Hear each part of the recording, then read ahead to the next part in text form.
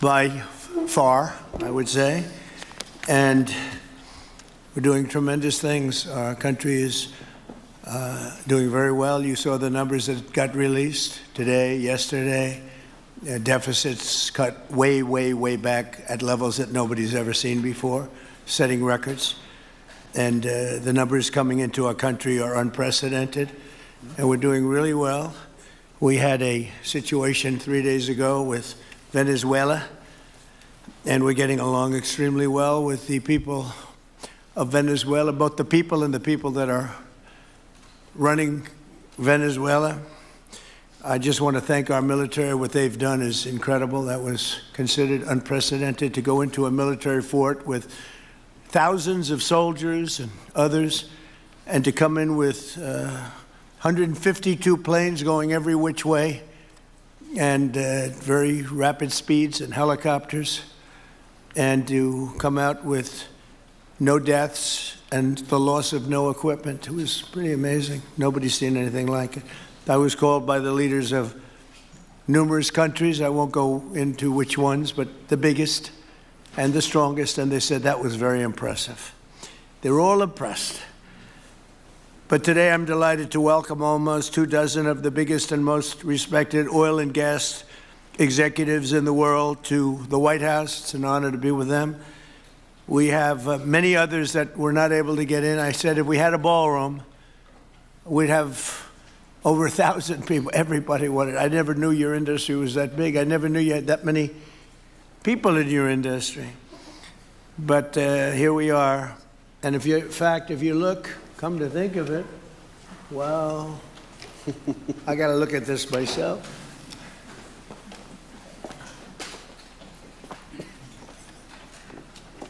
Wow. What a view. This is the door to the ballroom.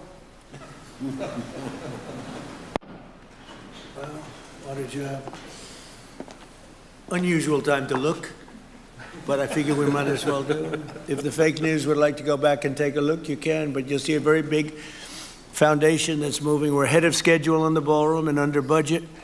It's going to be, I don't think there'll be anything like it in the world, actually. I think it'll be the best. We went from, this is, as you know, our biggest room, which would seat 100 for dinner, maybe, if you're lucky, if you're nice and tight. And the ballroom will seat many. And it'll also take care of the inauguration with bulletproof glass, drone-proof ceilings, and everything else, unfortunately, that today you need. So we're going to discuss how these great American companies can help rapidly rebuild Venezuela's dilapidated oil industry and bring millions of barrels of oil production to benefit the United States, the people of Venezuela, and the entire world. And yesterday, the number is 30 million barrels. I can't even, is that a correct number? 30 million barrels. You hear that, Peter? Of oil was given to us by Venezuela. That's a lot of oil. It's about $4 billion worth, and it's on its way to the United States right now. And we want to thank Venezuela for that. And we're working very well with them, obviously, or they wouldn't have been so generous. But they respect us again. They didn't respect us at all before. So that's money that goes to the United States. Some will go to Venezuela, and some will go to the oil companies, but not that, because that's already been extracted. So you're not getting any of that, but when you start extracting, you'll get. But it's tremendous reserves, among the biggest in the world. Some people say it is the biggest in the world. And we're going to be working with Venezuela. We're going to be making the decision as to which oil companies are going to go in, that we're going to allow to go in. We're going to cut a deal with the companies. We'll probably do that today or very shortly thereafter with Chris and Doug. And we're dealing with the country, so we're empowered to make that deal. And you'll have total safety, total security. One of the reasons you couldn't go in is you had no guarantees, you had no security, but now you have total security. It's a whole different Venezuela, and Venezuela is going to be very successful. And the people of the United States are going to be big beneficiaries, because we're going to be extracting, numbers of, in terms of oil, like, few people have ever seen, actually. So you're dealing with us directly. You're not dealing with Venezuela at all. We don't want you to deal with Venezuela. Let me thank Vice President J.D. Vance, who's doing a fantastic job. Secretary of State Marco Rubio, likewise a fantastic job. I have good people. I like them better than my first group. But we had a great, despite that, we had a great first term. We had some great people there too, by the way.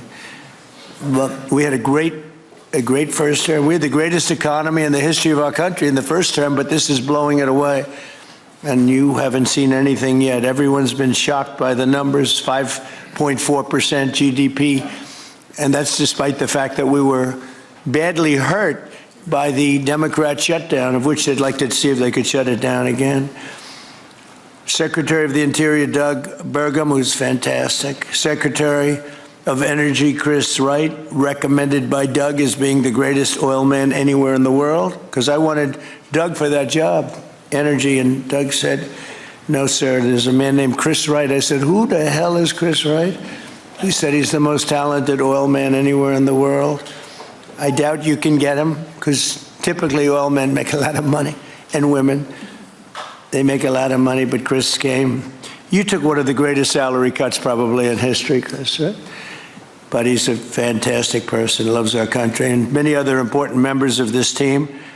And I want to thank them for their efforts. As you know, last week, the United States Armed Forces performed one of the most spectacular military operations in American history, apprehending the outlaw dictator Nicolas Maduro for his crimes against the United States, crimes for which he has now been indicted and is in federal court awaiting trial. And he killed many people, millions of people, actually, and allowed jails, prisons, mental institutions, insane asylums, drug dealers, drug addicts to pour into our country totally unchecked because of Sleepy Joe Biden's policy of open borders, the stupidest thing I've ever seen. We're getting them all out. The departure of Maduro makes it possible an incredible future for both nations, Venezuela and the United States, in which we will more closely integrate the economies of two major energy powers in the Western Hemisphere. Energy coming out of Venezuela was very small. One of the things the United States gets out of this will be even lower energy prices. We have people now getting gasoline for $1.99, $1.96, $1.95, $1.92 yesterday, somebody. And it used to be $3.50, $4, $5 a gallon. Think of that, $1.99. Decades ago, the United States built Venezuela's oil industry at tremendous expense with American skill, technology, know-how, and dollars. But those assets were stolen from us, and we had presidents who did nothing about it. This president is much different than your other presidents. They did nothing about it. They stole it. Some of the people in this room were a little bit younger when that happened, but not that much younger. It wasn't that long ago, but they stole our assets like we were babies, and the United States did absolutely nothing about it. So now we're doing everything about it. Now we're doing 500% about it, but it's a long time after the act took place. So they stole from us, and it was taken by socialists and communists at the time, and Venezuela was going bad, really bad. And as much oil as they have, they're producing almost nothing, which is just a system. So we're really, if you look at it, we're taking back what was taken from us. They took our oil industry. We built that entire oil industry, started a long time ago, but they took it, and they were very ungracious to this country, but now they're being very nice. American companies will have the opportunity to rebuild Venezuela's rotting energy infrastructure and eventually increase oil production to levels never, ever seen before. When you add Venezuela and the United States together, we have 55% of the oil in the world. The United States is number one. We have them drilling. Drill, baby, drill was my campaign, and Doug and Chris, I think we're setting records on drilling right now and taking oil without Venezuela. That's how we're getting the oil prices down. The plan is for them to spend, meaning our giant oil companies will be spending at least $100 billion of their money, not the government's money. They don't need government money. But they need government protection and need government security that when they spend all this money, it's going to be there so they get their money back and make a very nice return. Them to spend at least $100 billion to rebuild the capacity and the infrastructure necessary. Venezuela has also agreed that the United States will immediately begin refining and selling up to 50 million barrels of Venezuelan crude oil, which will continue indefinitely. We're all set to do it. We have the refining capacity. It was actually based very much on the Venezuelan oil, which is a heavy oil, very good oil, great oil. It's fantastic for certain things like asphalt roads, the best there is in the world for asphalt roads and other things. All of the companies here today are going to be treasured partners in bringing the nation of Venezuela back to life, restoring its economy, and generating great wealth for their companies and for their people, and also great wealth for the American people, and tremendous wealth for the companies that are going in. The companies that are going in, and if you don't want to go in, just let me know, because I got 25 people that aren't here today that are willing to take your place. So I just want to thank, these are people that I either know or I know of by reading lots of business magazines and journals and papers. These are the greatest oil people anywhere in the world. Harold Hamm, I see, is here. Harold, you know, there's a story about Harold Hamm that he could look at a piece of land, put a straw into the land, and oil pours out. Is that true about you? Whereas some of you guys have to invest hundreds of millions of dollars to find that oil, so we can't let that story be true. But they say Harold puts a straw into the land and oil comes gushing out. So you're not a big R&D person, are you, huh? He's called instinct for oil. Now, he's got other problems, but we won't talk about those problems. But he's been a great supporter of mine for a long time, haven't you, Harold? So congratulations. But we have, and I think Harold would agree, we have the greatest oil men and women anywhere in the world sitting in this room right now. And we have a lot of people that will be back to see us sometime next week. We're going to have another meeting for another group. But we're going to do this very quickly. We can have this done almost immediately. So I'd like to thank you all for being here. I'd like to invite Vice President Vance to say a few words, followed by Secretaries Rubio, Burgum, and Wright. And then we'll have a few words from representatives that are here and to discuss their ideas, a couple of them. We have Chevron, which has been, where's Chevron? Where are you? Yeah, far right. No, I thought you'd have a better location. You were the only one that was there for all that. I used to call you and say, what the hell is going on with Venezuela? He stuck it out. I don't know if you made money or not, but you stuck it out. They got to give you a lot of credit for that. Mark Nelson, thank you very much. Exxon CEO Darren Woods. Darren, thank you very much. How's Exxon doing? Okay? All right. They'll do a lot better now, won't they, huh? Exxon's been amazing. It's been an amazing company. And ConocoPhillips CEO Ryan Lance, thank you very much. So you guys could say something, and then we'll take some questions from the press. And if anybody else would like to speak, we'll have you speak. We have all the time in the world. This is a big subject. This is massive wealth. And more importantly than massive wealth, it leads to lower taxes and a lot of jobs for Americans and for Venezuelans, but for Americans in this case. And I just, again, appreciate you all being here. And I'd like to ask JD to say a few words, please. Thank you. Thank you, Mr. President, and thanks to everybody for being here. You know, as a Marine Corps veteran for my entire lifetime, presidents, and let's be honest, they were Democrats and Republicans, would send the American military to far-off places. They would get us involved in these endless quagmires. They would lose hundreds or thousands of American lives, and the American people would get nothing out of these misadventures.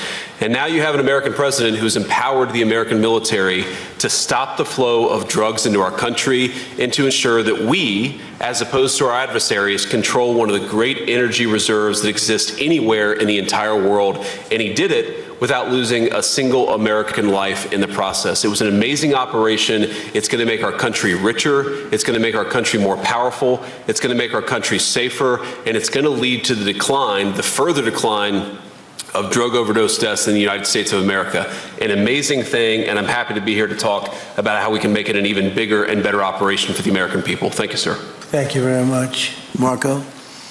Thank you, Mr. President. And I think this is a reminder that everything this president does, everything President Trump does is with the American people in mind. It was not in the national interest or national security of the United States and of our people to have in our own hemisphere a country, not just with vast energy reserves, but controlled by an indicted narco trafficker who flooded our country with illegal immigration, including drug gang members, openly cooperated with drug gangs, and by the way, stole the wealth of that country to fund a repressive regime and also benefit adversaries such as Iran. All of that is now changing.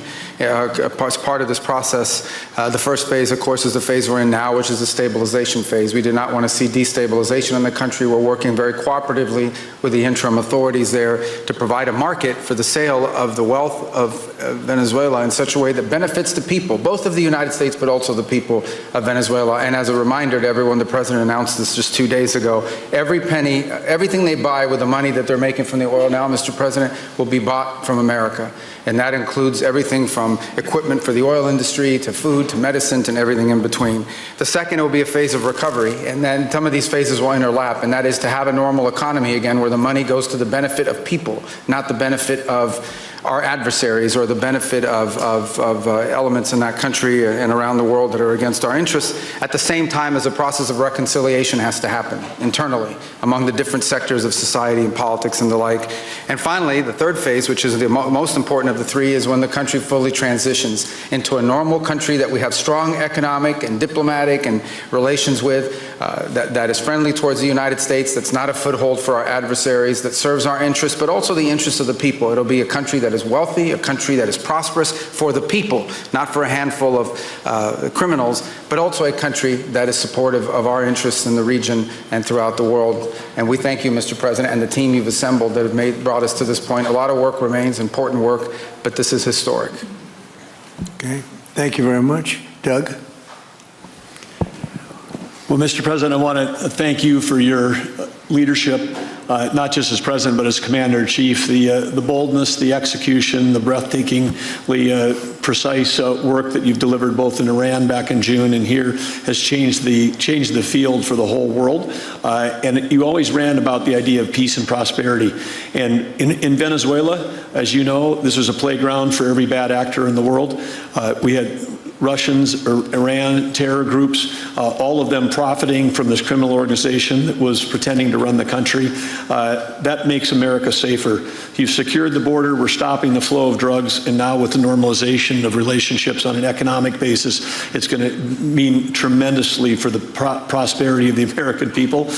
So I just want to say again, congratulations to you and to the entire leadership team. It's been an amazing, historic week on the scale of things that we haven't seen perhaps for 125 years in terms of the U.S. Exerting its influence over Latin America in a way that's going to make a change for generations. And on behalf of all the oil executives that are here today, Chris and I want to say thank you to all of you. It's your technology, your innovation that has put America in the place where today we are the most energy dominant country in the world. And that position is what's allowed us to take the action that we're taking with statecraft, with military action. None of that would happen if we were dependent on everybody else for energy. So you're a big part of the reason that we're able to move the way we are today, and we're grateful that you're here to be part of the solution going forward. Thank you, Doug, and you are doing a fantastic job, and we appreciate it. Everybody appreciates it. They know who's doing well. Chris Wright? Thank you, Mr. President. Yeah, what we've seen in the last week is leadership matters and credibility matters. Venezuelan oil has been sanctioned for many years, and the oil just flew, those sanctions were not enforced. That oil just floated out to trafficked by bad actors of the world. The resources weren't gone to a central place. The corruption and decline of Venezuela has been a crisis for the people of Venezuela. And as Secretary Rubio said, massive spillover effects in the United States. in crime, in drugs, in kidnappings, and in taking a huge resource base and making it not exploited, not developed. The whole world is a poorer, less opportunity-rich place because of that. When you have materials underground, they've been underground for 1 million years. That does not make them a resource. That does not make them valuable for your country, your people, or the world. They only become a resource with technology, with capital, with rule of law, and a system of governance that encourages the harvesting of those resources to make the better world. And we see here the dramatic contrast between the United States, which may have less oil underground than Venezuela. We have 20 times the production of Venezuela, 20 times the impact of human betterment, massively better quality of living here in the United States. That was at risk under the last administration. We've seen a lot of attacks on the energy that makes the world go round. President Trump's election has removed those risks, has embraced reality about how the world is energized, and we are at record production of oil in the United States, record production in natural gas in the United States. We've seen a meaningful decline in gasoline prices, diesel prices, travel prices because of jet fuel. And now President Trump is taking the genius of a different way to try to solve a 25-year festering problem in Venezuela, that all the traditional things have not worked. But ordering both a tremendous military operation to remove the heads of a criminal organization masquerading as a government, and then to use the power of our military, not to fire bullets, but to stop the flow of Venezuelan oil to the world, immediately gave us leverage over the interim authorities in Venezuela and has allowed us to be in this position today where the actions of this government can massively improve Venezuela for the better, and the bigger impact is to massively improve the quality of life, affordability, safety, and security of the United States. Very proud to be here.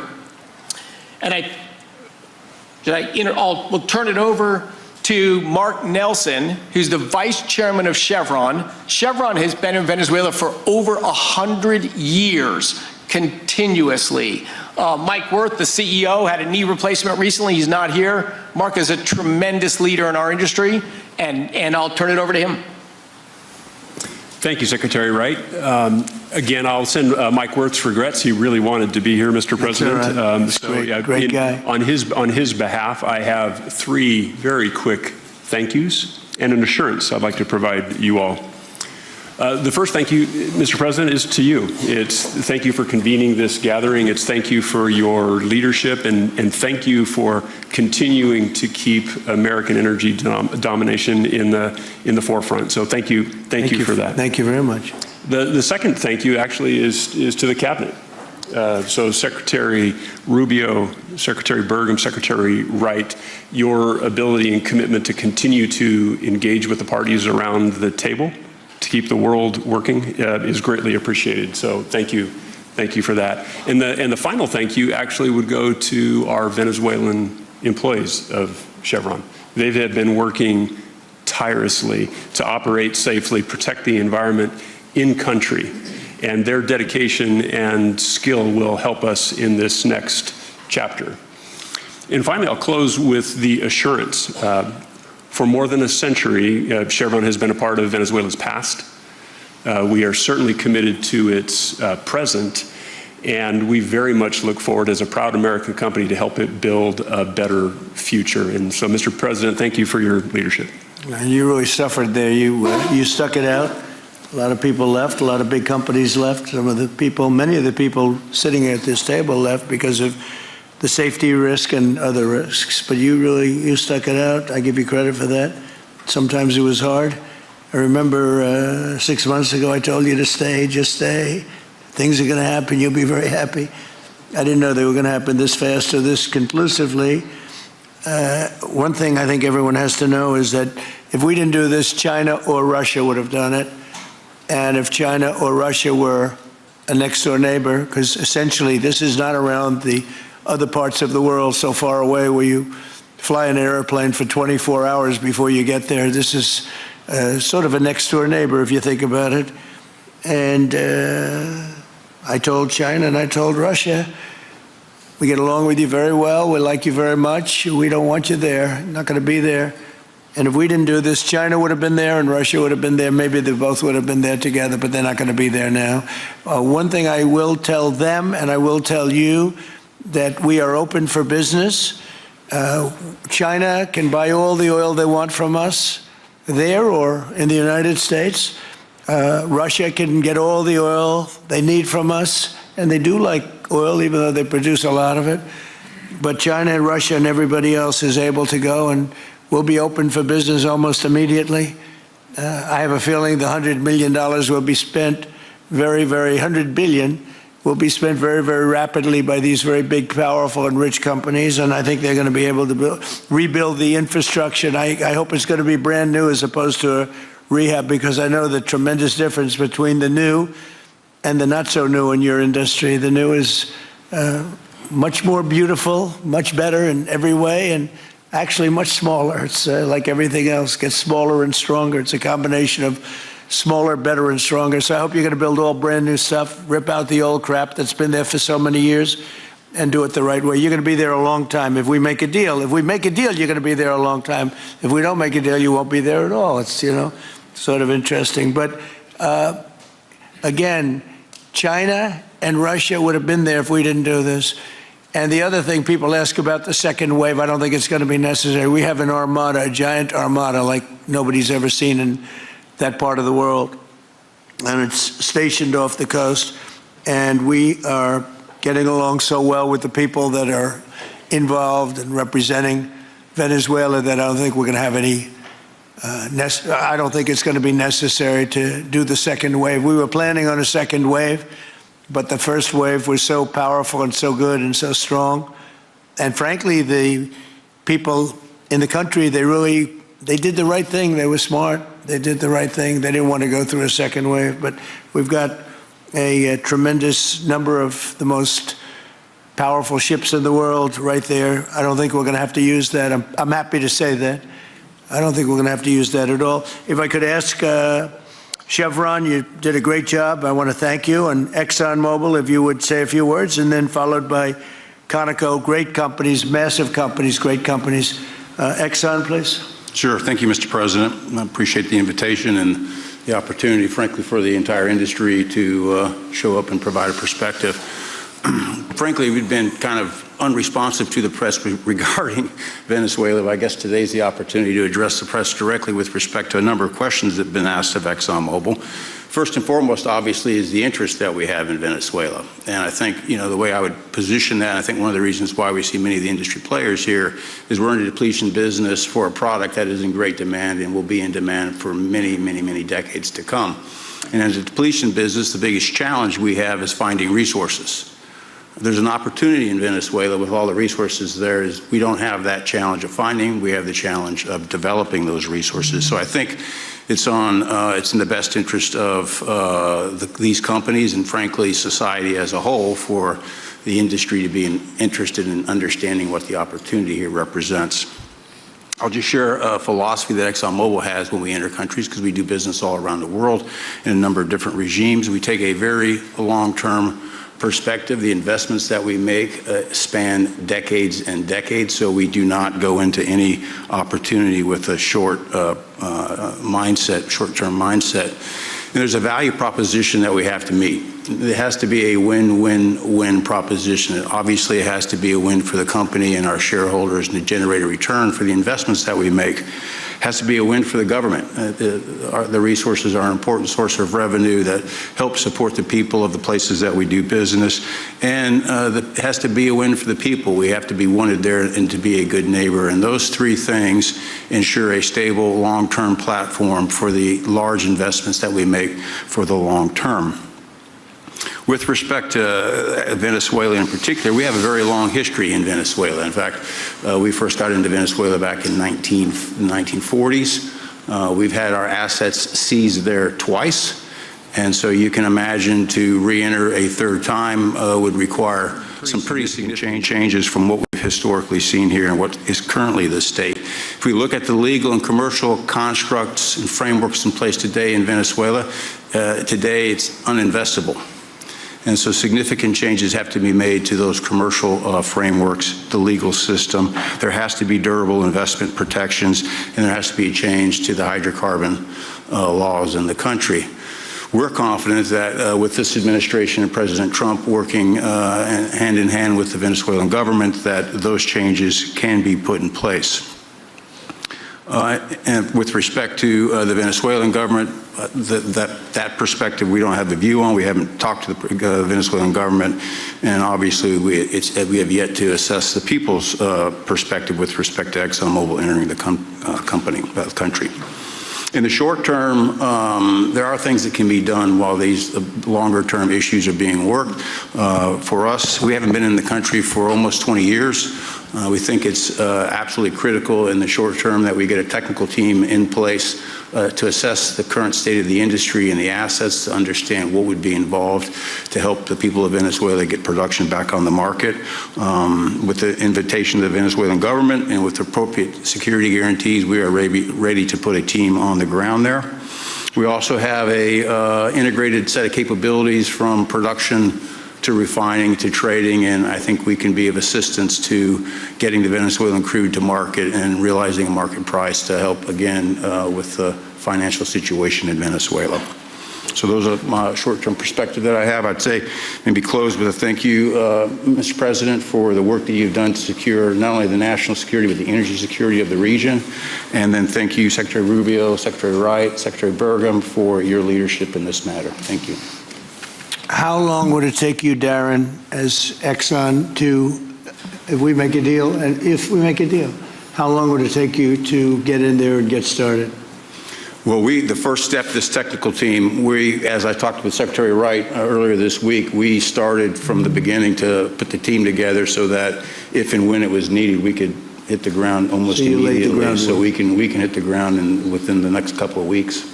Start the assessment, and then from there we need to understand. That's what we want. We want speed and quality. Yeah, that's what we want. Thank you, Darren. And Conoco, Ryan. Thank you, Mr. President. Appreciate the opportunity to be here too, and you've assembled a great team. And our congratulations as well for removing one of the terrible people in the world and bringing them to justice. It was quite amazing. I think you've given hope to the people of Venezuela again, which I think is quite remarkable. And we've been on the other end of that despot regime a long time. Our assets were expropriated. I had a little bit more hair when that happened. And, you know, I think we're the largest non-sovereign credit holder in Venezuela today. So we're at a bit of different situation, but I think your big and bold idea to use energy commerce instead of conflict is something that could make a real big difference in Venezuela. And our company certainly stands ready to help in that endeavor. Encourage you to continue to think bigger and even bolder. And we've had some discussions with your energy team about that as well. As we think about the other people that need to be in this room and in this discussion are the banks, and including probably the Exim Bank, as we think about how the debt needs to be restructured and the financing to deliver the billions of dollars that are required to restore their energy infrastructure. And I think as we think that big and bold, we need to be also thinking about even restructuring the entire Venezuelan energy system, including PDVSA.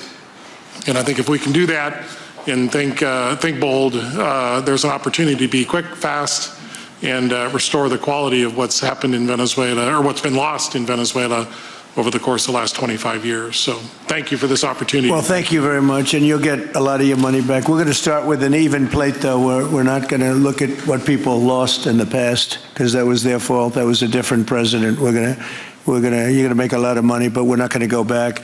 You left a lot of money behind, I guess, huh? What number? 12 billion. How much? 12 billion? Well, it's a good write-off.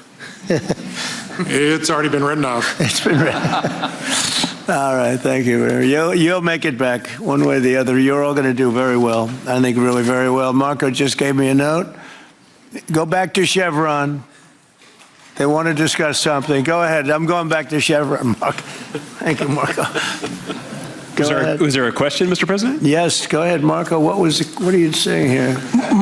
Mark, if you increase, can update us on operations in the ground and with the appropriate approvals, what you might be able to achieve in the next 12 to 18 months, give us a little view from the ground. You bet, you bet. So today, Chevron has 3,000 employees in 4 different joint ventures in Venezuela today.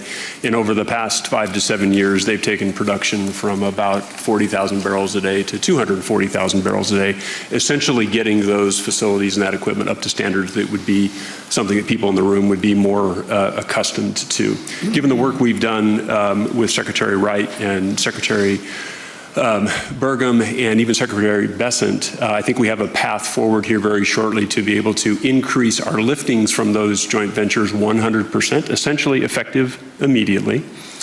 We are also able to increase our production within our own disciplined investment schemes by about 50% just in the next 18 to 24 months. And that's just leveraging what's on the ground. So to Secretary Rubio's comments about phase 1, this is taking the momentum of improvements we've already made there locally and building on those and creating more momentum for the people of Venezuela. Do you think you have an advantage being there? It's, you know, you've been there by the skin of your teeth. It's been tough for you to be there. But do you think you have an advantage over the other people in this room by the fact that you are there? Yeah, I think there are, Mr. President, I think there would be days where it didn't feel like an advantage, and there are days where it does feel like an advantage. But having people on the ground today that care desperately about the people of Venezuela and know how to operate the assets that are there, it's a definite advantage today. Would you say the best locations are available, or would you say the best locations are already sort of worked, even though they're in very bad shape? The best locations for finding oil, the best locations for oil. There are more opportunities than not, Mr. President. With 300 billion barrels of reserves and resources in country, there are lots of opportunities for many companies. Will you be building new, or will you be using the old infrastructure that you have? Yeah, today it's a little bit of a mix, but today it's mostly us taking the equipment of today, getting it to the standards that we are accustomed to your comments about making it how it should be today. Most of the investments that we've been making are about getting it up to our standards. Well, I think you're going to make an investment, but you're going to get your money back very quickly, and that's part of our thing. We're going to have you get your money back fast, and then you'll give a lot to Venezuela and to the United States after that. Okay, so you'll be in good shape. Could I ask Harold Hamm to say a few words? He's been a friend of mine for a long time. Very amazing man, actually, amazing energy person. Well, thank you, Mr. President. It's good to be here with so many dignified people. And this effort particularly, and thank you for your effort for what you've done here, taking this despot out of that area. And the world dealt with him way too long. Certainly our industry knows that this is a real jewel that can be developed for the people of Venezuela, and also benefit the world. And like Secretary Wright said, it has not been done. That's not been done in the past, and they had a good chance at it. Brought someone in that totally took it down, as everybody knows here, and that was Chavez, and we know what happened to him finally. But you know that ruined the industry in Venezuela, and all of us know how that happened, ended very well, very wrongly. So anyway, we're glad to see what's happened here, and look forward for the opportunity for a lot of people in this room, but also for America and the country itself. Are you going to be involved in going in? Because, you know, he's in North Dakota and he's in Oklahoma and some incredible places. It's a little bit different, but there's no doubt about you won't have to worry about the straw too much here. You can just go at it. Are you going to be one of the participants? Well, certainly, you know, I'm an oil finder, like you said. Barry Spitzer, you know, told that story. The coach. And he's kind of exaggerated a little bit. It doesn't come out quite that easily usually. But anyway, great story. I love it. But I love Barry. Barry's the one that told me this. Yeah, he's a champion, you know, in a lot of ways. So love that story.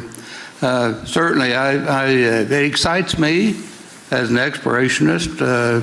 You know, everybody has that in their blood, and And, it is a very exciting country and a lot of reserves. And so it's got its challenges, and the industry knows how to handle that. And like Darren said, you go in with your eyes open and do the best you can with the team you got.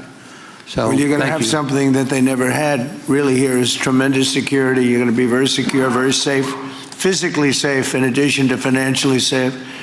So it's good to see you, Harold. Thank you very much. Does anybody have anything to say before we get to the press? What does Cuba have to do to avoid the same fate as Venezuela? What does Cuba have to do? Well, Cuba's in bad shape. Cuba relied on Venezuela for oil and for money. And nobody really knows what's going to happen with Cuba. They're doing very poorly. They're really third world all the way. And we have a lot of great Cuban Americans. And I would say Marco fits very solidly into that category. And I might ask you to say a few words about, we were discussing it before, Cuba is a very different, they don't have energy, they don't have oil, but they would live off of the oil from Venezuela. And what they do have is very strong people and very powerful people militarily, and they would protect the people running Venezuela, and they would take in a lot of money from Venezuela. Now they don't have that. They won't be taking in any money. So, Marco, what do you think? Well, I mean, the fundamental problem in Cuba is that it's run by incompetent people that don't know what an economy looks like, much less a functioning one. They've made a choice, and that is they would rather have political control over their people than they would have an economy that functions. And they've gotten away with it for 60-something years because they've had donors, the Soviet Union, and now most recently Venezuela, but that's now gone. So the people in control in Cuba have a choice to make. They can either have a real country with a real economy where their people can prosper, or they can continue with their failing dictatorship that's going to lead to systemic and societal collapse. So it's a very stark and dramatic choice, and it's one we hope to make the right one. We don't have an interest in a destabilized Cuba, but that would be their fault because they refuse to allow the people of Cuba to have either economic or political freedom for that matter. And you have a lot of people in this country that want to go back to Cuba and help Cuba. A lot of people have left, they came in penniless, they didn't have anything, and they've become very rich people in our country, and they want to very much go back and help Cuba. So that's something that Cuba has that a lot of other places don't have. Peter? President Trump, thank you. I do want to ask you about Minnesota, but first, just more on topic. President Zelensky said that he was watching with the rest of the world as you made this order to go and capture Nicolas Maduro. And he said, if that's how it works with dictators, then the United States knows what to do next. Sounds like he wants you to go and capture Vladimir Putin. Would you ever order a mission to go and capture Vladimir Putin? Well, I don't think it's going to be necessary. I think we're going to have I've always had a great relationship with him. I'm very disappointed. I settled 8 wars. I thought this would be in the middle of the pack or maybe one of the easier ones. And I don't know if you know, Peter, the last month, they lost 31,000 people, many of them Russian soldiers, and the Russian economy is doing poorly. I think we're going to end up getting it settled. I wish we could have done it quicker because a lot of people are dying, and mostly soldiers. They get hit in Kiev and they get hit a little bit here and there, and people are dying there too. But largely, it's the soldier population. When you have 30,000, 31,000 soldiers dying in a period of a month, 27,000 the month before, 26,000 the month before that, that's bad stuff. So, as you know, President Biden gave $350 billion to Ukraine to fight, and we would never get that back, although I did make a rare earth deal to get it back, so we will be getting it back, but shouldn't have done that. It was a bad thing to do. I will say that right now, because I was able to get NATO to up GDP from 2% to 5%, NATO's got a lot of money, and they're paying for everything. We're not losing any money. We're making a lot of money, I guess, if you think of it, because we're selling them military equipment. They're probably giving it to Ukraine. But we're selling them to NATO military equipment. We're getting full price and all of that. But that's not a big deal to me. What is a big deal is stopping a war where 30,000 people are being killed every single month. And on Minnesota, the vice president yesterday suggested that Renee Good, who was killed by this ICE officer, was part of a broad left-wing network. What has your team told you about this broad left-wing network? Who is in charge of it? Who's part of it? What's it called? Well, I haven't seen the vice president's statement, but he's generally very accurate. I hate to say it. Look, I watched that yesterday, and there were a lot of different forms to it. But there was a woman screaming, shame, shame, shame, shame. She was a agitator, probably a paid agitator, but in my opinion, she was an agitator, a very high-level agitator, so professional. She wouldn't stop screaming. I said, this isn't a normal situation. This is a professional troublemaker, because you heard it and I had it. Now, I will say this, the news sort of turned her down, turned her off, because you're trying to watch. She was so loud and so crazy and just not normal. When somebody sees something like that, they don't go screaming and screaming and the same words. So, I guess you could say professional, but I didn't think she did a very good job. You have agitators, and we will always be protecting ICE, and we're always going to be protecting our Border Patrol and our law enforcement. Yeah. Mr. President, in your conversations with these oil executives today, did you provide any security guarantees so that they can do their work safely in Venezuela? Yeah. And separately, Mr. President, they will have those guarantees, yes. And separately, Mr. President, I'm curious in terms of the future of Venezuela. Do you see Venezuela, now led by Delcy Rodriguez, as an ally of the U.S.? Is that the way that you view that country right now? Well, right now they seem to be an ally, and I think it'll continue to be an ally, and we don't want to have Russia there. We don't want to have China there. And by the way, we don't want Russia or China going to Greenland, which if we don't take Greenland, you're going to have Russia or China as your next door neighbor. That's not going to happen.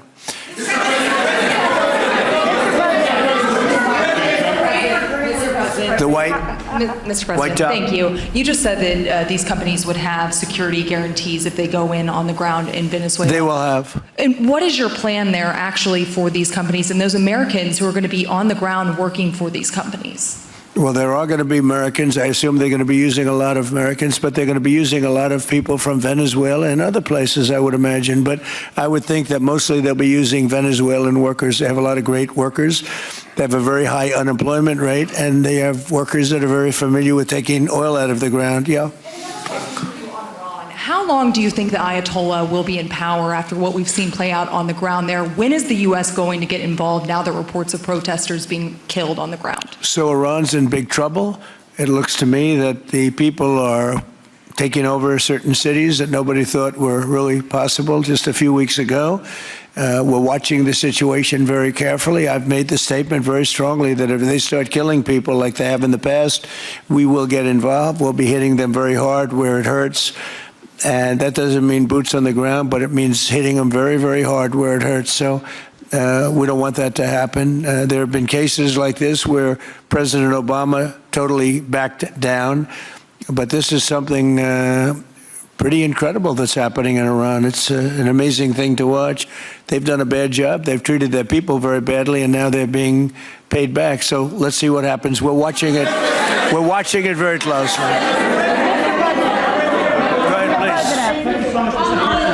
Yes, go ahead. Thank you so much, Mr. President.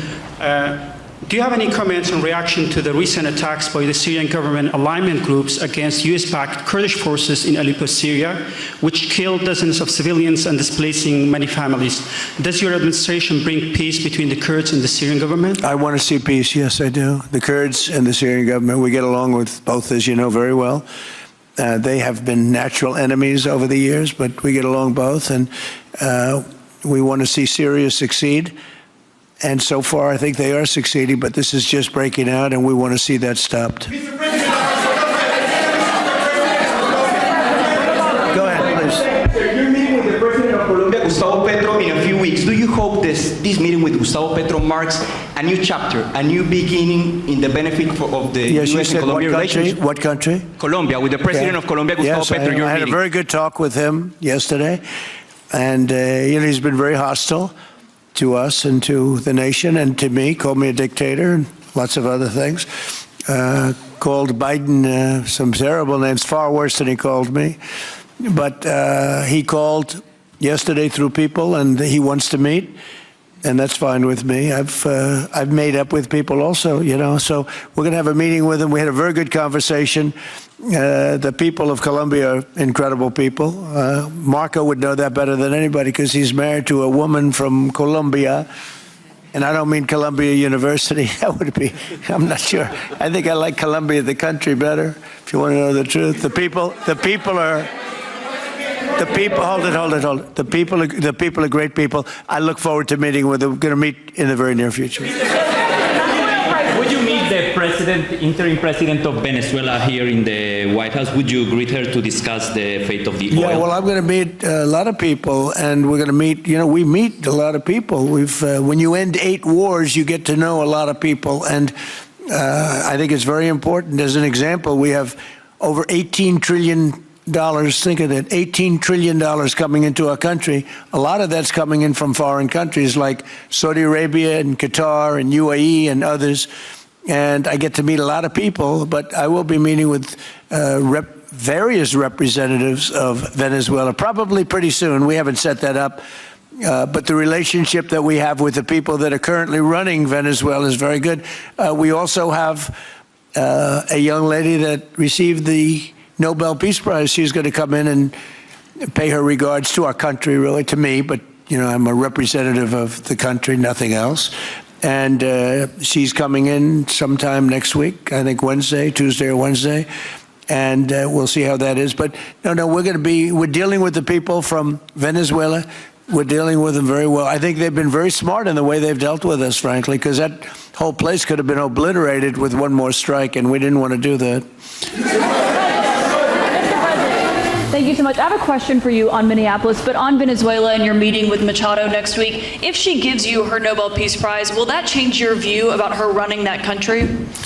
Well, I have to speak to her. I mean, I'm going to have to speak to her. She might be involved in some aspect of it. I will have to speak to her. I think it's very nice that she wants to come in, and that's what I understand the reason is, because Norway is very embarrassed by what took place. I mean, they're getting decimated. Look, whether people like Trump or don't like Trump, I settled 8 wars, big ones, some going on for 36 years, 32 years, 31 years, 28 years, 25 years, some just getting ready to start, like India and Pakistan, where already 8 jets were shot out of the air, and I got it done in rapid order without nuclear weapons.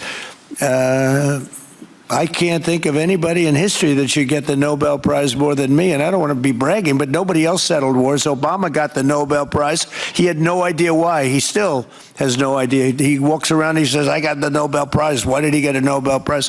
He got it almost immediately upon attaining office, and he didn't do anything, and he was a bad president. So, I mean, you should get the Nobel Prize for every war you stopped. These were major wars. These were wars that nobody thought could be stopped. President Putin called me and he said about 2 of the wars that he's been trying to stop them for 10 years. He wasn't able to do it. He couldn't believe it. So in theory, you should get the Nobel Prize for every war you stopped. Every one of them was major. But I don't care about that. What I care about is saving lives. I've saved tens of millions of lives. You know, the Prime Minister of Pakistan came here and he made a very public statement. He said that President Trump saved minimum 10 million lives having to do with Pakistan and India, and that was going to be raging. So, you know, but I'm honored that she's coming here. I look forward to meeting her, yes. Go ahead. On Minneapolis, Mr. President, I have a follow-up for you. The state officials there have said that the FBI is not sharing evidence with them. Typically, they would conduct a joint investigation, as you know. Do you believe that the FBI should be sharing evidence with state officials in Minnesota? Well, normally I would, but they're crooked officials. I mean, Minneapolis and Minnesota, what a beautiful place, but it's being destroyed. It's got an incompetent governor, fool. I mean, he's a stupid person. And it looks like the number could be $19 billion stolen from a lot of people, but largely people from Somalia. They buy their vote. They vote in a group. They buy their vote. They sell more Mercedes-Benzes in that area than almost. Can you imagine? You come over with no money, and then shortly thereafter you're driving a Mercedes-Benz.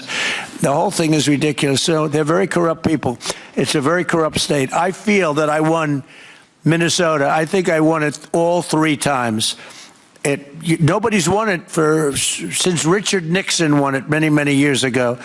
I won it all 3 times, in my opinion. And it's a corrupt state, a corrupt voting state. And the Republicans ought to get smart and demand on voter ID. They ought to demand maybe same-day voting and all of the other things that you have to a safe election. But I won Minnesota 3 times and I didn't get credit for it. I did so well in that state every time. The people were crying every time after. That's a crooked state. California is a crooked state. Many crooked states. We have a very, very dishonest voting system. The last time I won, 24, the one that just took place, I won because it was too big to rig. You couldn't rig it. It was too big. But I won the state of Minnesota. It's a corrupt voting system with an incompetent governor, a very incompetent governor. President. And by the way, he's a very corrupt governor, too. Go ahead. I have a question on Iran, but first, very quickly on Venezuela. How do you provide total security guarantees to these companies without putting U.S. boots on the ground? Well, we're going to work with the Venezuelan leaders and people, and we're going to have a very safe group, and they're going to also bring over some security with them. You know, these are not babies. These are people that drill oil in some pretty rough places. I could say a couple of those places make Venezuela look like a picnic. These people around the table, these are tough people. They go into areas that you wouldn't want to go. They go into areas that if they invited me, I'd say, no thanks, I'll see you back in Palm Beach. No, this is a tough group of people. They know how to do it. But we are, in addition to that, we'll have very good security for them. We're going to make sure there's very, very good security. And I think the people of Venezuela are going to give you very good security. You know, the people... Now, I'm not talking even leadership. The people of Venezuela are going wild over this. They named a street after President Trump. What do? You attack a country and they name a street? That's never happened before. Although I heard that's also taking place in Iran. They named a street. The protesters. I just hope, you know, just God bless them. I just hope the protesters in Iran are going to be safe, because it's a very dangerous place right now. And again, I tell the Iranian leaders, you better not start shooting, because we'll start shooting too. With your glasses, sir, go ahead, please. Hold it. Next to you. Yes, glasses. The gentleman with the glasses. All right, thank you, Mr. President. With those very big glasses, actually. Yeah, Ferrari, actually. Mr. President, I have 2 questions. What do you want the European Union to do in Ukraine? The European leaders seem pretty divided on Ukraine. And then, if you can reiterate this straight message that you have to the Iranian leader, to Khomeini. The message that you have. You're talking about Iran? Iran, yeah. What the do first I one want is on Iran Europe. to do? I'm sorry? Where are you from? Italy. Oh, nice place. Yeah. Okay. The first question So is what are on you Europe. asking about Iran for? Well, if you can answer about Europe and what you think the Europeans should do on Ukraine, and then a message. Well, look, Europe has been doing so much for Ukraine, but it hasn't been enough. And obviously that I would say that President Putin is not afraid of Europe. He's afraid of the United States of America, as led by me. There's no fear of Europe. You know, Europe's fallen behind, and Europe, and JD said it very strongly. I don't know, he took a lot of heat, but I didn't give him any heat. Europe is a different place. Europe is changing. Europe has got to get its act together. I love Europe. I guess I came from Europe, essentially. My roots are in Europe, but Europe is a different place. They have to get their act together. Now they have a great NATO leader, and they've gone up to 5% from 2% GDP. That's a big step.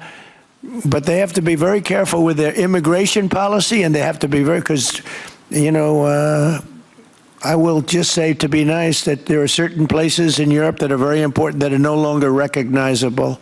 I'm being very nice. I'm being very diplomatic when I say that. They are not recognizable. And they have to be careful on energy, because they're putting windmills all over the place and losing a fortune.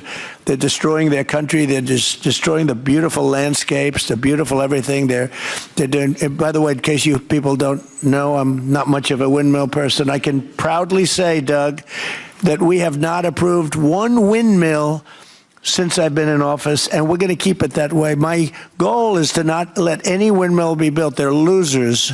They lose money. They destroy your landscape. They kill your birds. They're all made in China. And all you have to do is, just about all of the windmills are made in China, the structures. All you have to do is say to China, how many windmill areas do you have in China? So far, they're not able to find any. They use coal and they use oil and gas and some nuclear, not much, but they don't have windmills. They make them and sell them to suckers like Europe and suckers like the United States before. They are the worst form of energy, the most expensive form of energy, and in 8 years they're rotted out anyway.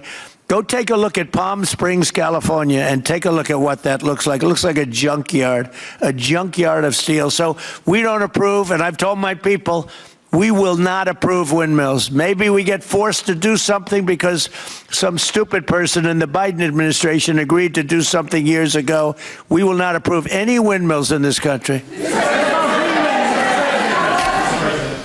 Two questions. On Venezuela, is it ultimately more important to you to establish stability there or democracy there? Well, you're talking about maybe the same thing. I mean, you're talking about stability or democracy. I don't know. To me, it's almost the same thing. We want stability, but we do want democracy. Ultimately, it'll be democracy. Peter? I do have a policy question, President Trump, but I'm having a hard time seeing here. I see the American flag lapel pin. What is the other lapel pin on Somebody gave me this. You know what that is? That's called a happy Trump. And considering the fact that I'm never happy, I'm never satisfied, I will never be satisfied until we make America great again, but we're getting pretty close, I'll tell you what. This is called a happy Trump. Somebody gave it to me, I put it on. Thank you. And the policy question. How much money are you thinking of giving people in Greenland to get them on board with a possible U.S. I'm not talking about money for Greenland yet. I might talk about that. But right now, we are going to do something on Greenland, whether they like it or not, because if we don't do it, Russia or China will take over Greenland, and we're not going to have Russia or China as a neighbor. Okay?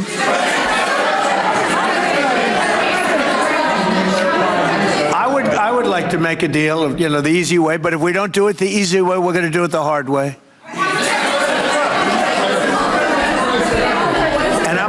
And by the way, I'm a fan of Denmark too. I have to tell you, and they've been very nice to me. I'm a big fan, but the fact that they had a boat land there 500 years ago doesn't mean that they own the land. I'm sure we had lots of boats go there also, but we need that because if you take a look outside of Greenland right now, there are Russian destroyers, there are Chinese destroyers and bigger, there are Russian submarines all over the place. We're not going to have Russia or China occupy Greenland, and that's what they're going to do if we don't. So we're going to be doing something with Greenland, either the nice way or the more difficult way. Please, go ahead, ma'am.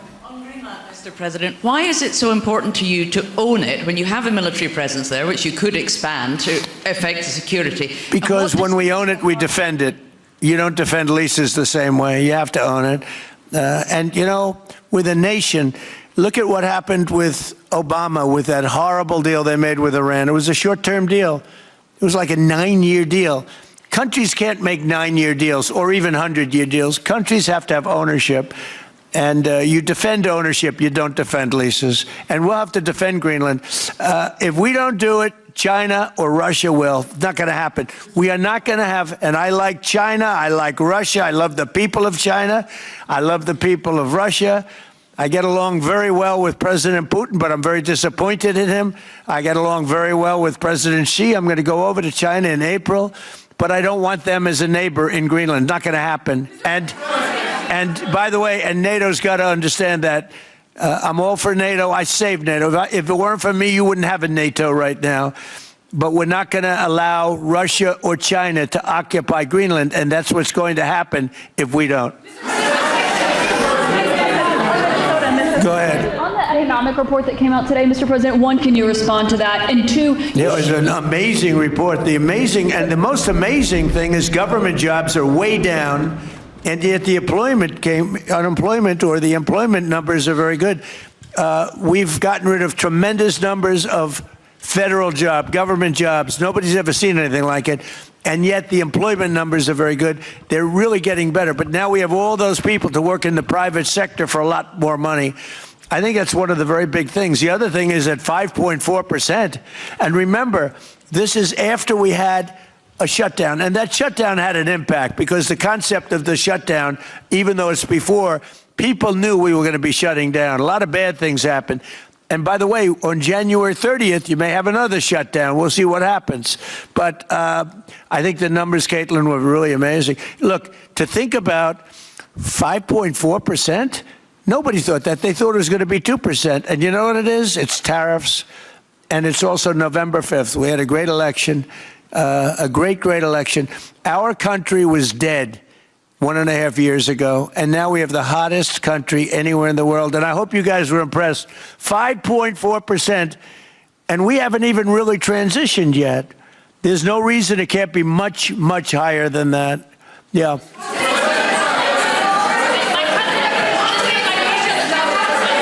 First off, can you respond to the manufacturing Let's number? give CNN a chance. You know, they've been fighting also- so hard to get back into the mainstream. Mr. President, you posted some numbers actually on Truth Social last night. People saying you posted the job data early when you're not supposed to obviously share it till the next morning.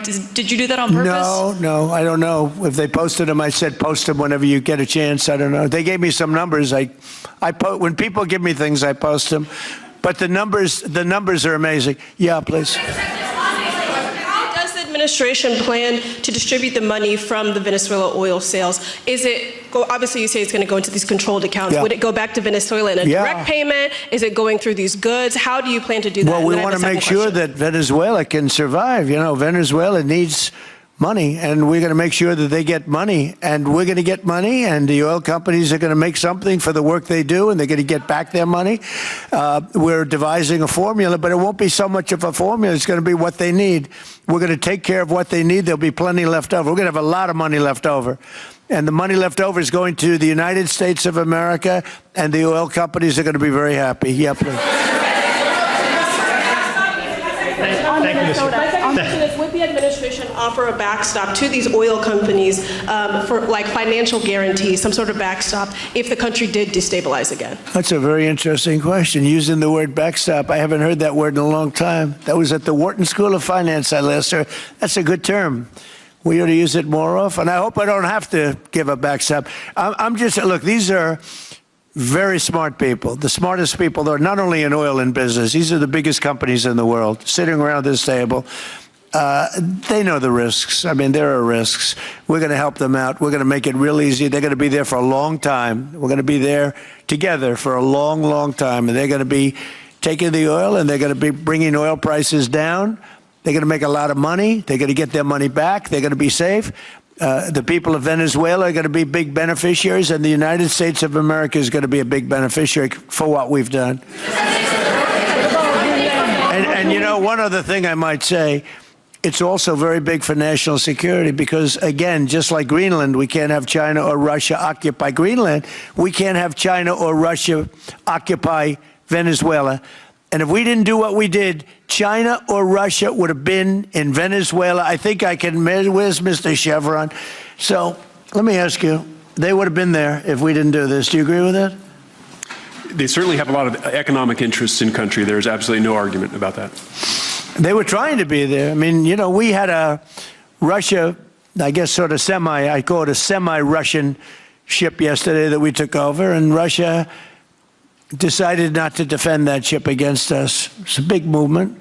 The ship was loaded up with oil, and we took the oil, and it came out of that port. But Russia would be there or China would be there. And we want them to be there for a different reason. We want them, do you people agree? In particular, China, they need a lot of oil. Russia doesn't need so much, but Russia was there anyway. But I assume you agree that China would like to be doing a lot of business there by buying oil. And I want to just tell President Xi and President Putin, but more so in this case, President Xi, because they do need a lot of oil. And we are open for business in the United States, and we are open for business in Venezuela, right?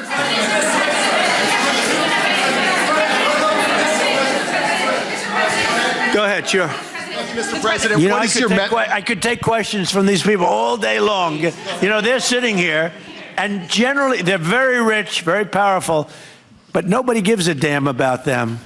It's a sad thing. You have all that money, all that power, and look at all these crazy questions. We could do this all day long and they wouldn't be satisfied. I have a question on today's meeting, Mr. President. We'll take a few more, though. I have a question on today's meeting, Mr. President. Let me ask you more importantly, do you have any questions from the biggest? Yes, sure. Hold it. Do you have any questions for the biggest people on earth, the biggest business people, the biggest companies anywhere on earth? Do you have any questions for these people? No, do you have a question for them? Yes, but have Go ahead, ask them. The companies in the room that they are committed to rebuilding the oil infrastructure in Venezuela? And for the executives in the room, what do you need from the administration in order to invest? That's a good question. Do you want to go and answer that question? Yeah, Exxon, small company. I'll refer you back to the statements I made before. There are a number of legal and commercial frameworks that would have to be established to even understand what kind of returns that we'd get on the investments. So I think all the investments and the opportunity sets, I think everyone sitting around this table would have the opportunity and the know-how and the capability to make the investments. The questions will ultimately be, how durable are the protections from a financial standpoint? What do the returns look like? What are the commercial arrangements, the legal frameworks? All those things have to be put in place in order to make a decision to understand what your return would be over the next several decades that these $1 billion investments would be made on. You know, could I do this? Because we have, again, the biggest people on the planet Earth around this table, biggest companies in the world. I'd like to just ask them to introduce themselves. We'll start from this end and go around to here. And if you have anything to quickly say, we can do that. But you want to just start right over here? These two guys, we'll leave them out because they're with us. Please. Thank you, President Trump. John Addison at Vitol. We're here to ensure that you are going to be able to move all of this oil all around the world at the best price possible so that the influence that you have over the Venezuelans will ensure that you get what you want. Thank you. Thank you. Good point. Thank you, Mr. President. Ryan Sheffield of Formentera. My grandfather, Hugh Sheffield, was president of ARCO, Venezuela. Right. Thank you for what you did. Do you like what we're doing? There's a lot of shale there, a lot of upside. He would be very happy looking down. He'd be very proud of you right now, right? Yes, sir. Good. Thank you. Mr. President, Luis Rodriguez. I'm probably the only Venezuelan American sitting on around this table. I want to personally thank you for the courage of your actions over the last couple of weeks. I think I speak, and I speak of Venezuela in general in saying there's optimism. You've brought optimism to the table, and if the conditions are met, the opportunity is absolutely immense. I agree with that. That's true. Thank you. Well said, too. It's immense. This is a tremendous opportunity. Thank you. Richard Holton from Trafigura. We're working with your administration, Mr. President, to bring that Venezuelan oil to the United States. Our first vessel should load in the next week. Great. Good job. Thank you. I think the reason that most of us are here and thinking about the future is because we trust you initially to set this program up that will work and guarantee that this can be done. And there's a huge investment that needs to be done. We've all agreed on that. And certainly we need time to see that through. So thank you for what you've done. Thank you very much. Thank you. Mr. President, I'm Lane Riggs, CEO of Valero Energy, and we're one of those companies that refineries in the U.S. are uniquely configured to run Venezuelan oil, and we're more than happy as this opportunity expands for us to further invest in our refineries to produce more of it. And you're very much set up for the heavy oil, right? Yes, sir. That's great. That's great. We're ready for it. Thank you, Mr. President. Thank you for having us here. Thank you. And thank you for opening the door to a better Venezuela. We are a Spanish company, but we are fully committed to invest here in the States. We have invested over the last 15 years $21 billion in the American oil and gas industry, in Pennsylvania, in the Gulf of America, in Texas, And in Alaska, with the discovery of Pika, that is going to have the first oil this quarter, and is going to change, is going to reverse the declining history of that great state of Alaska. We are in Venezuela, Mr. President, with our partners of ENI. We produce the gas that guarantees the stability of a half of the grid power in Venezuela. So we are committed with this stability, and on top of that, we are on the ground, we have people, we have facilities, we have technical capabilities, and I take your point, Mr. President. We are ready to invest more in Venezuela. Today, we are producing 45,000 barrels a day gross of oil, and we are ready to multiply by 3 this figure in coming 2-3 years, investing hard in the country, following your recommendation, if you allow us, of course, and in the framework, commercial and legal framework that could allow this growth. So thank you, Mr. President. Thank you. Great job you've done. Thank you. Mr. President, thank you for having me. Matt Sheehy, I'm with Tallgrass Energy.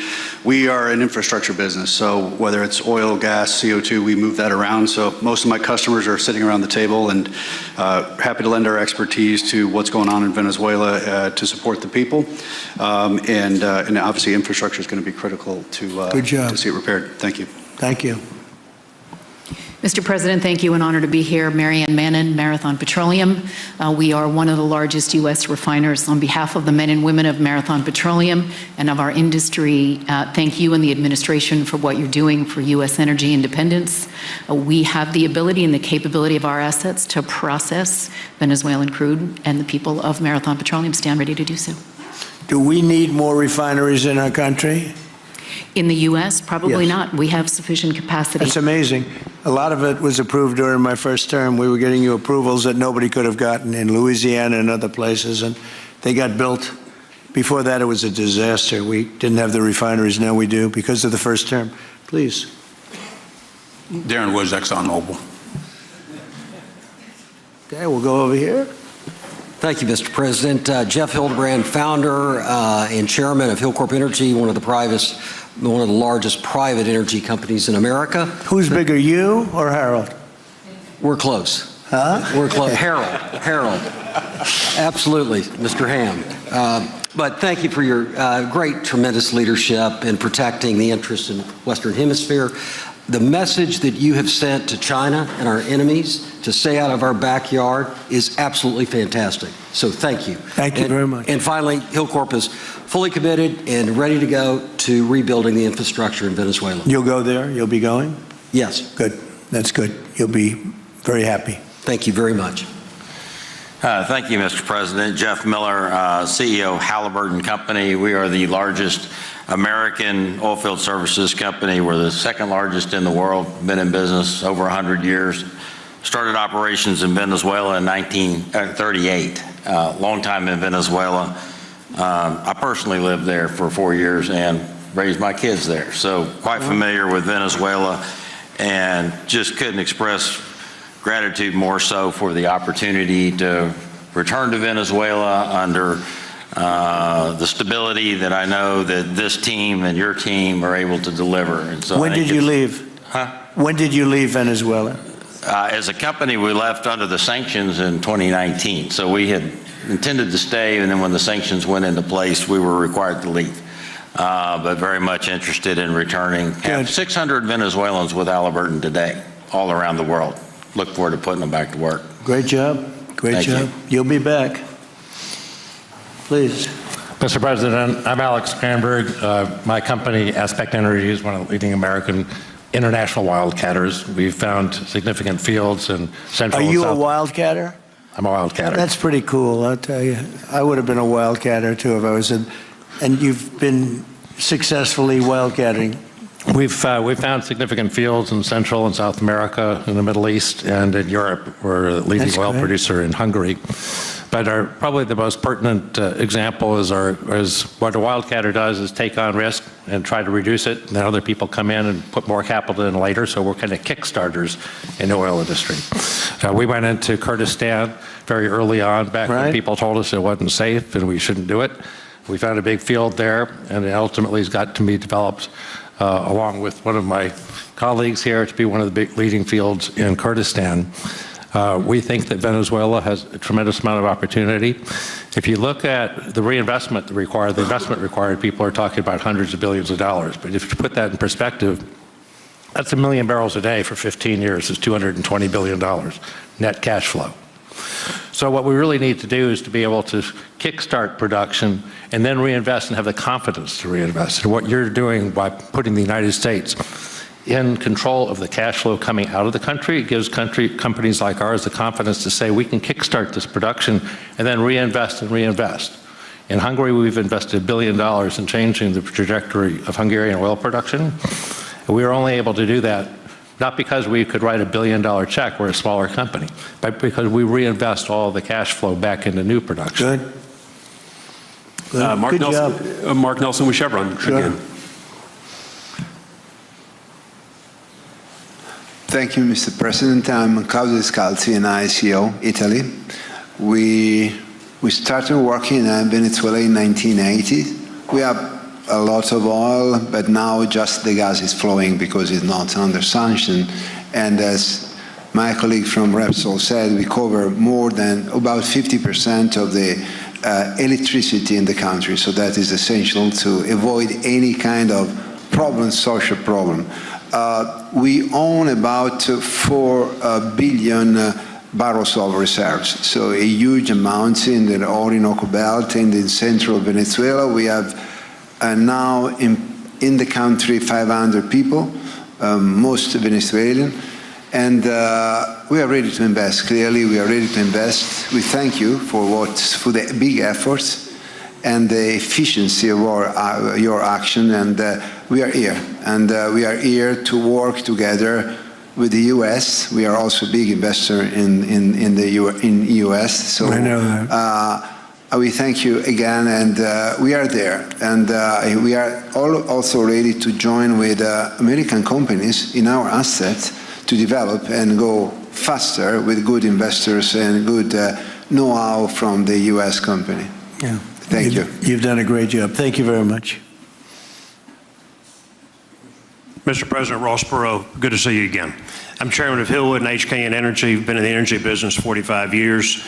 And we have been working with your team quite a bit. We have been in Kurdistan now for 19 years, along with Alex, and built a very good business. But now with your team, we're looking in Syria, we're now in Libya, and so we are very excited to look at Venezuela with you and your group, and look forward to continuing to build this great industry.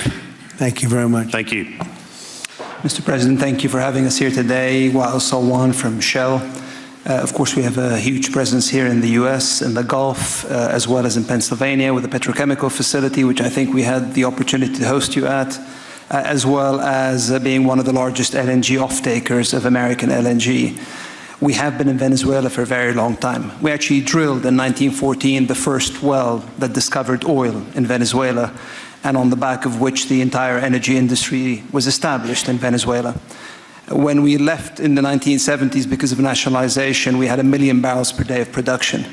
But we have kept boots on the ground in Venezuela all this time, and we now have a few $1 billion worth of opportunities to invest in, subject to OFAC approval. So we are ready to go and looking forward to the investments in support of the Venezuelan people. That's great. Thank you very much. Thank you, Mr. President. Ben Marshall, the America's CEO for Vitol. Alongside Trafigura, we're very thankful to have worked with the government and the Venezuelans to be able to bring the crude oil to market at a market price as quickly as we can to help stabilize the country. Thank you. Thank you. Ryan Lance, ConocoPhillips. I'll defer to my colleagues. Thank you, Mr. President. Olivier Lepoche, CEO of SLB, or formerly known as Schlumberger, the largest global oilfield services. We have been in Venezuela since 1930, and we still operate. We operate today on the ground with and in support of Chevron.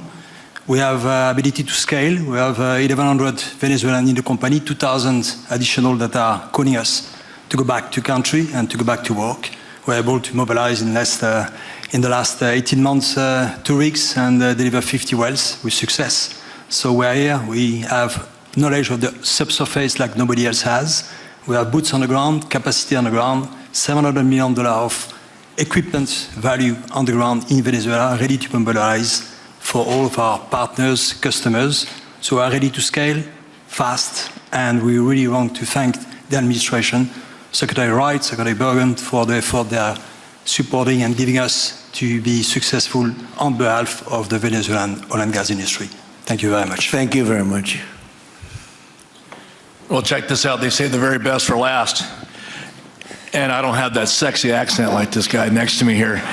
Mr. President, my name's Bill Armstrong of Armstrong Oil and Gas. I'm a private independent guy. And in real estate, you were a wildcatter. So wear that motto proudly. But like you, I was my own guy. I don't have shareholders. I don't have private equity partners, but I've been drilling all over the place. In fact, I had the largest discovery in Alaska, biggest discovery in 50 years in our country. I now control 8 million acres adjacent to Venezuela, so I'm already heavily invested in the area. We share a 150-mile border with Venezuela in the countries of Aruba and Curacao, and we are ready to go to Venezuela. It is, in real estate terms, it is prime real estate, and it's kind of like West Palm about 50 years ago. Yeah. Very ripe. Yep, I agree with you. Thank you. Congratulations. Thank you. So I think what we're going to do is speak without the press to these gentlemen, see what kind of a deal we can make.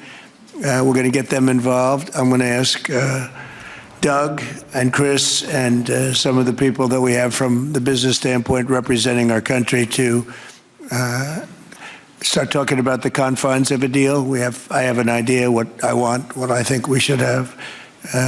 We have to get them to invest, and then we have to get their money back as quickly as we can, and then we can divvy it all up between Venezuela, the United States, and them. I think it's simple. I think the formula is simple. We start with a brand new plate, and it's going to be a tremendous success. I think it's going to be probably like few other things could ever be. There's so much. Venezuela's been really taken advantage of by a lot of people because they drill very little. I mean, as much as you hear they drill very, very little, very small percentage. But now that'll change, and it'll change very rapidly because these are the biggest people, and it'll change very rapidly. So if you don't mind, I'll ask the press to leave, and we will see what kind of a deal we're going to make with these geniuses, and I think you're going to come out very good. Thank you all very much. Thank you. Thank you. Thank you, Mr. President. Thank you.